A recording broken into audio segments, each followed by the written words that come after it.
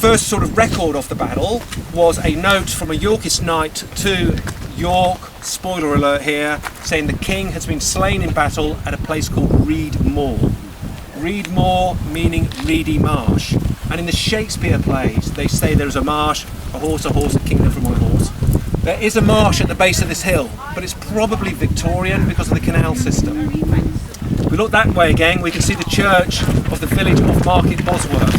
Market is a royal title, normally given to an old village in an area to allow them to hold a market. Theirs was on a Wednesday, to allow the royal treasury to collect taxes, money grabbing scheme. So the battle is named after the largest town or village in the area, not necessarily where the battle was fought. This is not unusual. The Battle of Waterloo was fought at Waterloo. It's about 3 or 4 miles outside. And I can assure you, the Battle of Trafalgar was fought in the middle of the Atlantic Ocean, not on the Trafalgar Peninsula. 1985 was the 500th anniversary of the battle. It became very topical, obviously. Some of the local historians said, you know, it wasn't fought here. Some said towards Leicester. Some said towards Tamworth. Some said still on top of this hill. And others said through the square window behind me. 2009, we got some money from the lottery fund. We employed some metal detectorists, and off they went, and they found cannonballs. So to try and give you a bit of a feel where we are, I'll point out some of the things on the ground that might make more sense to us.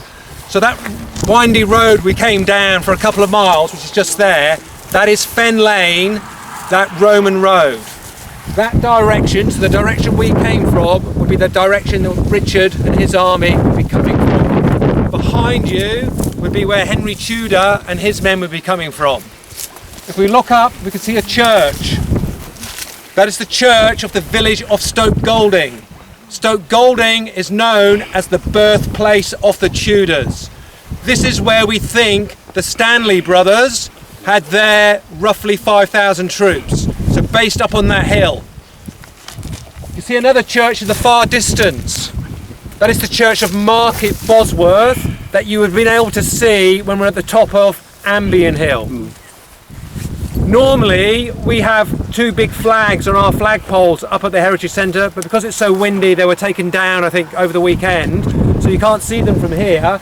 But where the church is of Market Bosworth to the first big tree here, halfway in between.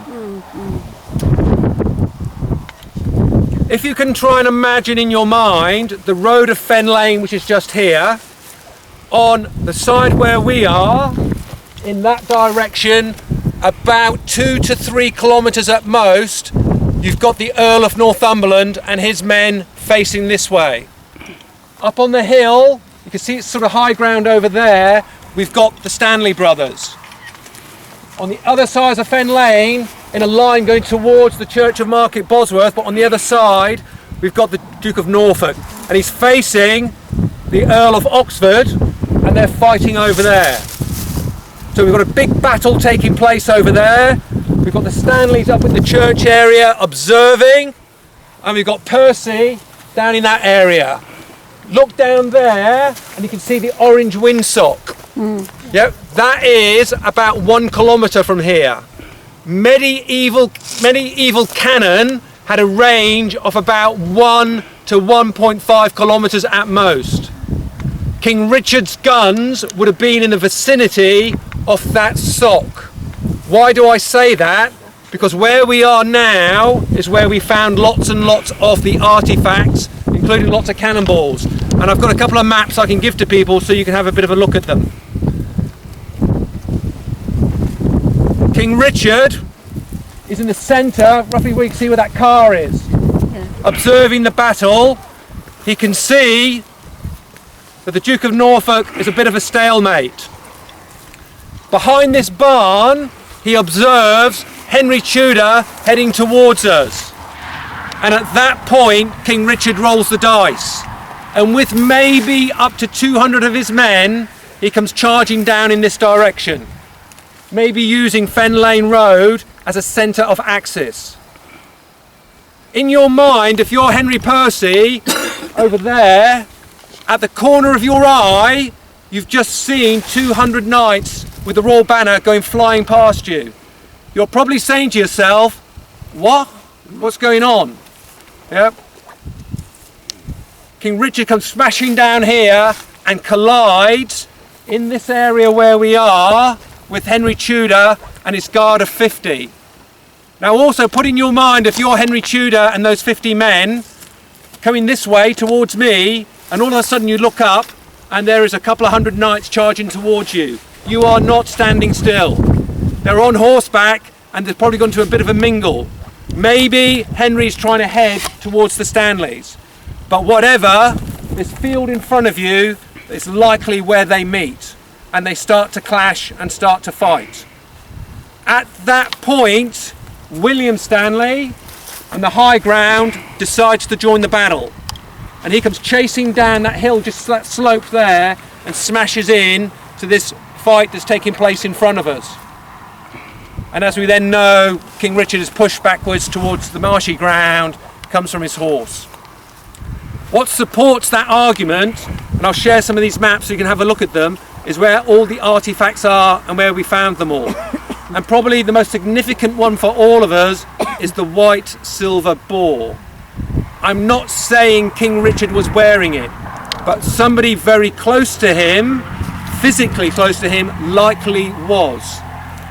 And the boar, if you take a line from where I'm standing to the very, very first hedge, less than halfway between us.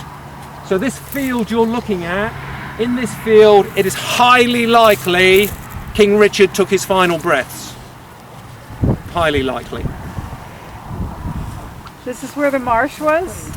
If you walk where that hedge is at the bottom, if you walk down there, it gets very, very muddy. And the other side of the road, very, very muddy as well. It was just generally field, partly forested. What was it? Not forested and certainly not drained. Okay. Some of it was field and they call it ridge and furrow. So quite deep ridges and high furrows where it wasn't drained. And it would be completely open. At this time in history, they were not using hedges to separate ground. So none of these hedges would have been here. Part of the challenge really is for archaeologists is this is private ground. Yes, there is a public right of way. You might be able to see the yellow sign just there. It goes straight across this field to that far corner. So you can walk across this field, but there's nowhere to park. And Sally had to organise privately with the owner for permission for us to come here today. One single car can park on the other side of those hedges. There's no other parking around here. And so you don't get many people coming down in this direction.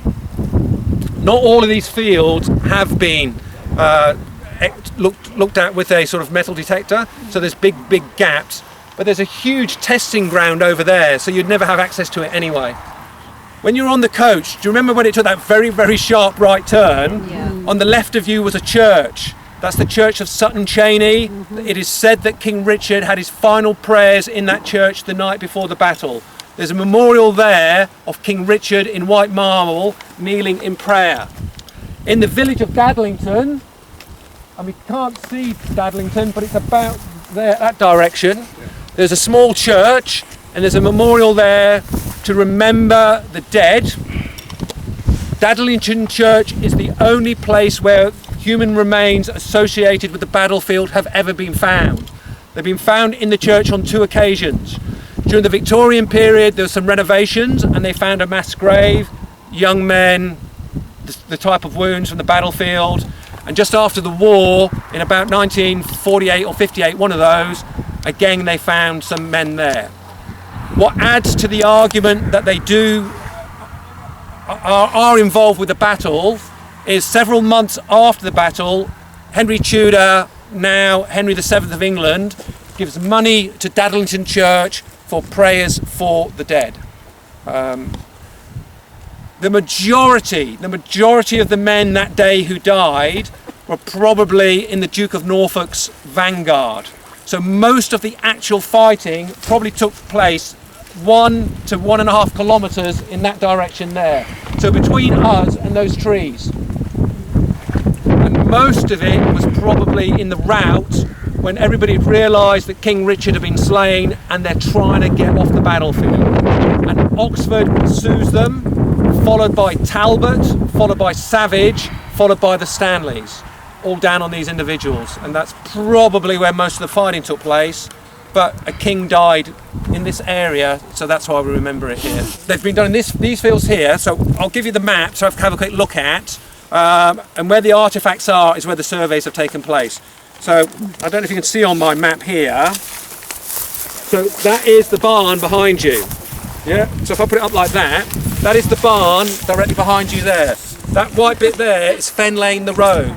All of this writing is artefacts, either cannonballs or bits of buckle, a ring, some other emblems. And as we look here, the green one there is the ball. We're led to believe they swept down from high ground. There isn't any. But it isn't, well, because we're up on this false ground, so this is man-made. Yeah. If we went down there now, you'd see where the orange thing is. Yeah. It's on a slope. So it's a slope coming this way and a slope coming down that way. So I see the slope there, but it's a slight slope. Yeah. You see where you can see the road going up. Yes. Yeah. So, and actually, if that barn wasn't there, it now slopes up that way. Right. Yeah. So few people walk the entire ground, so I've taken Katie around all of that side, and you start to get a bit of a feel for it. Yeah. And the views you get from down there looking this way are amazing, actually. Yeah. But it's also probably worth bearing in mind, the battle takes place in August. It's after the harvest, effectively. The weather's quite fine. You've got 3,000 odd French mercenaries, a load of Welshmen as well, and they're on the winning side. You've got all of these villages around. Anything that was left on the battlefield would have been scavenged that day. The only reason we found things is because it went into the marsh. And so lucky that little ball fell off somebody and got squashed into. But otherwise, it all would have been taken off the ground. An arrowhead had a sort of monetary value of about £5 in today's money. So they would have collected all the arrows, they'd have collected all the weaponry. There is no record whatsoever of what happened to King Richard's armour. It was made to measure for him, it would fit nobody else because of his scoliosis. Nobody knows what happened to it, there's no record at all. So everything was taken. How it was made For him. There is no complete set of English medieval armour in this country. All the stuff at the Tower of London is Tudor. So there's lots of Henry with his nice codpiece, but medieval English armour. There is European medieval armour around, and we know English armour existed because of the effigies that we see in churches, because we know that it's not French, we know it's not German, we know it's not Belgian, so it'll be English.